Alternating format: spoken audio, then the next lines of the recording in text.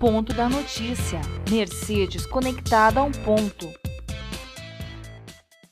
Presidente, vereadores, funcionários da Casa, ao Ponto da Notícia, sendo parceiro da Câmara, Delmir, seu Longo com a sua esposa, sejam bem-vindos.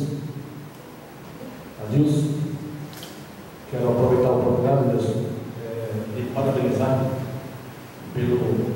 como funcionário público, pela sua postura, seu comportamento nesse final de ano, nos momentos aí que tivemos de problema das estradas, mas em todos os momentos que foi solicitado sua ajuda, você sempre esteve ali presente.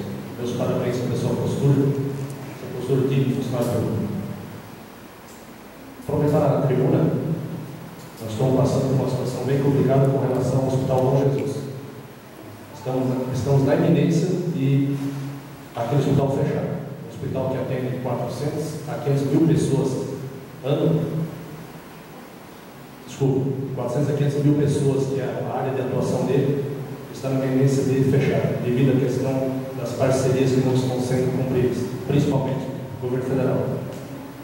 A prefeita desse esteve em Brasília, conversando com o ministro, com os demais prefeitos da região, e infelizmente não está sendo cumprido o acordo. Vereador Larco, prestando atenção ao uso da palavra da tribuna, 3 irmãs com relação a BBP, lá não entendi direito se está sugerindo que a prefeitura vai lá e abre as ruas, loteamento dela, como é que é? Não entendi direito, é isso? Não entendi direito. Não, você comentou a prefeitura lá abrir as ruas para o loteamento da... Não, ele é perímetro urbano. Esse lote existe lá dentro. Tem que abrir a rua no fundo do lote para dar acesso no lote que não tem. O loteamento ele é urbano, ele pertence para a Vila Três Irmãs e ele infelizmente foi feito asfalto para cima e na divisa com a chácara não tem na rua. Tá? Muito bem. Com relação aos tubos, projeto, porque lá já tem tudo, tubulação, que foi questionado aqui, inclusive foi feita licitação de transporte desses tubos lá de Cruzeiro para cá. Infelizmente, o governo do Estado, estamos aguardando. Gostaria que o senhor intercedesse com o deputado, para realizar esse o quanto antes, porque é de interesse com certeza absoluto do Executivo finalizar aquela obra. Estamos no aguardo do governo do Estado. Com relação ao requerimento 01, cartão ponto, vou votar favorável, né? Só que cargo comissionado é cargo político. Ele não está à disposição só 8 horas, ele está à disposição 24 horas por dia. Não quero o prefeito ou a prefeita precisar do serviço, ele vai ter que estar à disposição. Isso é claro, sempre foi isso. Isso é lei.